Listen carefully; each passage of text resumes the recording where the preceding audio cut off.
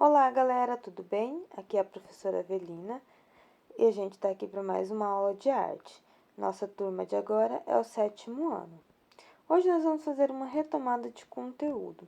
O conteúdo que a gente vai estudar hoje é sobre o Barroco. A gente já vem falando sobre ele durante todo o bimestre.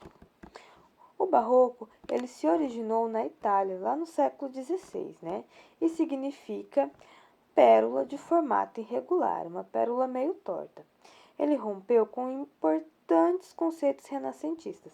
É um movimento que surge em reação ao movimento Renascimento, onde ele quebra as noções de equilíbrio entre a razão e a emoção, entre a arte e a ciência. No Renascimento, essas linguagens elas estavam totalmente em equilíbrio, elas andavam junto. Aqui a total separação entre um e outro. As principais características do barroco são a valorização da emoção, né, o sentimento, a fé, ela deveria ser atingida através dos sentidos e da emoção, e não apenas pela razão. Utilização de efeitos decorativos, então a gente vai ver que dentro do barroco muitos os elementos decorativos são muito importantes, né? Existe uma associação entre a escultura e a arquitetura, ou seja, são linguagens que se complementam. Um dos elementos mais importantes é o contraste entre claro e escuro, a luz e a sombra, e a pintura com efeitos ilusionistas. Esses efeitos são extremamente realistas. A gente precisa entender que o barroco ele surge graças à Igreja Católica, dentro de um movimento de contra-reforma, onde a Igreja está tentando trazer os fiéis de volta. A gente já falou bastante sobre esse assunto durante nossas aulas.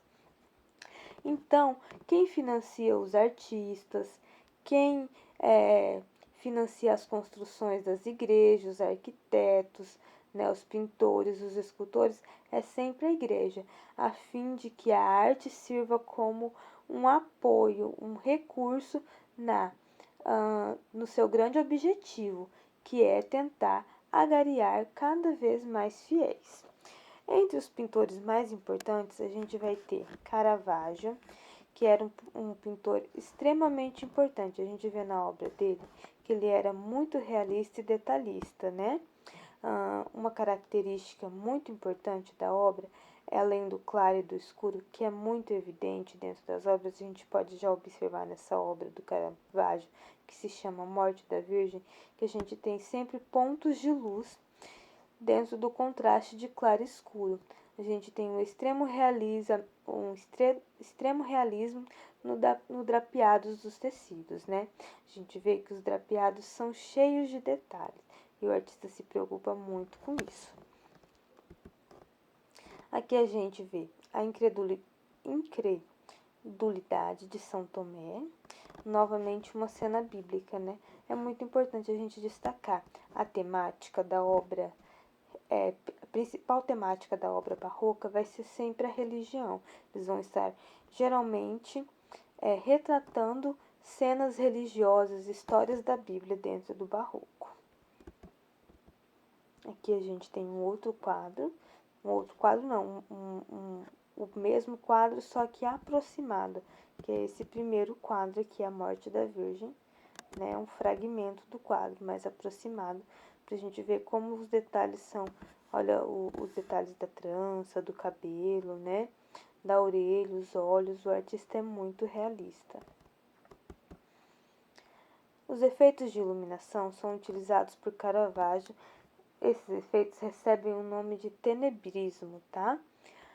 Foi um dos primeiros artistas a retratar as cenas bíblicas, com menos expressão, né? Ele queria retratar nas suas obras o cotidiano da vida de Cristo e não apenas os seus grandes feitos. Essa se chama Ceia em Emmaus. Judith de Gola Holofernes. Olha como a gente consegue ver, além do movimento na obra, né? A expressão facial aqui, todos os personagens ganham grande expressão facial e também movimento. coisa que não era possível ver no Renascimento. Aqui a gente tem obras do Diego Velázquez, né, em Infanta Margarita de Austrália. Olha como a roupa dela é extremamente cheia de detalhes. Os artistas se preocupavam muito. A gente consegue ver a transparência dos véus nos tecidos. E aí a gente tem a Glória de Santo Inácio, que é do André Puzo. Aula de Anatomia do Rembrandt, que é um artista extremamente importante para o Barroco. E aí a gente tem um artista que ficou conhecido mundialmente pela sua forma maravilhosa, esplêndida, singela de reproduzir as suas obras. Ele usou as técnicas barrocas com perfeição. O nome desse artista é Johannes Vermeer. Johannes Vermeer não era um artista que estava a serviço da igreja. Ele era um artista mais independente. Muitas das suas obras eram retratos. Moça com Brinco de Pérola é um dos quadros mais famosos do Vermeer. Ele ganhou até um filme, né? Um filme que foi estrelado pela atriz Scarlett Johansson. É um filme belíssimo. A gente assistiu esse filme durante nossas aulas esse bimestre. A escultura. A escultura, ela vai trazer as mesmas características da pintura barroca, né? A gente tem as emoções, né? Os personagens eles trazem consigo expressões faciais, onde a gente consegue ver alegria, dor, sofrimento. Geralmente é uma composição de uma cena muito dramática, onde os personagens estão em movimento e apresentam muito efeito decorativo. O artista é tão detalhista que mesmo na escultura ele faz questão de representar os drapeados das roupas e das vestes dos personagens. Ele é extremamente realista e imita a natureza o tempo todo. O barroco, a escultura do barroco é uma escultura que está totalmente ligada à arquitetura. Ela não pode ser separada. As duas linguagens elas conversam entre si, uma faz parte da outra. Um dos grandes e mais importantes escultores, que além deste escultor foi também arquiteto, urbanista e pintor, é Bernini. Essa é uma das suas obras mais importantes. Ela se chama-se O Êxtase de Santa Teresa. A arquitetura ela vai ter uma grande predominância dentro do barroco, porque a Igreja Católica vai financiar a construção de diversas igrejas mundo afora. Ela queria demonstrar que ainda era muito poderosa, apesar de tudo que aconteceu com a Reforma Protestante. Então, ela cria a Contra-Reforma e manda construir diversas igrejas. As igrejas, elas seguem o mesmo padrão que a gente já viu em vários movimentos, que é o padrão clássico, onde a gente tem muitas colunas, arcos de volta perfeita, cúpulas, sustentação triangular, todos esses efeitos de arquitetura. E aí ela vai caprichar muito na decoração e na decoração e na iluminação. Vai ganhar todo um especial dentro da arquitetura. A decoração é muito importante nesse momento. Aqui a gente tem alguns exemplos, né? A Praça de São Pedro, que foi o Bernini que fez, né? Nessa linda catedral. Então aqui a gente tem a catedral e aí a gente tem a praça que foi construída junto com a catedral. As construções, elas eram imensas e a igreja não economizava ao construir. Ela queria mostrar o seu poder e o seu esplendor. No Brasil, a gente também tem o barroco, que vem junto com a missão dos jesuítas, lá no século XVI. Foi uma expressão, assim, de muita importância, pois são as primeiras igrejas que foram construídas no Brasil e elas seguem essas características da arte barroca entre o barroco e o rococó. Foi muito expressiva, principalmente na região açucareira e mineradora naquela época, que é Minas Gerais. Essa imagem é da Basílica Nossa Senhora do Carmo.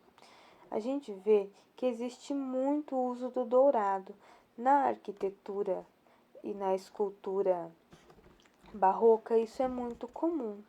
As pessoas, os arquitetos e escultores, eles banhavam as peças de ouro ou pintavam elas de dourado para mostrar todo o glamour e esplendor da igreja naquele momento. O Brasil tinha muito ouro nesse momento, o que facilitou muito, né? Em Minas, já no século XVIII, o barroco apresenta misturado com o rococó. A maior parte das obras estão nas igrejas. Aqui a gente vê alguns exemplos de igrejas construídas na época no estilo barroco. Um dos principais artistas do barroco é o Antônio Francisco Lisboa, conhecido como Aleijadinho. As principais obras são dele. Essa aqui é a igreja São Francisco de Assis, que é uma construção do Aleijadinho, que tem várias obras que são dele. Ele buscava o equilíbrio das obras que antecedem a sua doença.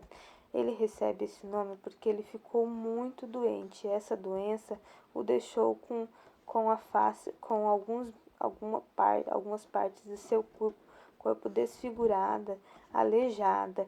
E aí, por isso ele ficou chamado assim. Mesmo ele estando assim, ele conseguiu criar obras esplendorosas e maravilhosas. Uma das obras mais importantes dele são os 12 profetas. Ele criou esculturas, né, de pedra-sabão e colocou todas essas esculturas dos 12 profetas no pátio da igreja. Aqui a gente consegue ver, né, a igreja do Bom do Senhor Jesus do Matozinho, que fica em Congonhas, e a gente consegue ver todas as esculturas do Aleijadinho, além de outros elementos dentro que foram criados por ele. Outro artista é o Manuel da Costa Ataíde, né? Ou Mestre Ataíde. Também tem muitas obras criadas dentro das igrejas barrocas de Minas Gerais. Aqui a gente tem alguns exemplos de pinturas feitas pelo Mestre Ataíde. É isso. Essa foi nossa aula. Até a próxima.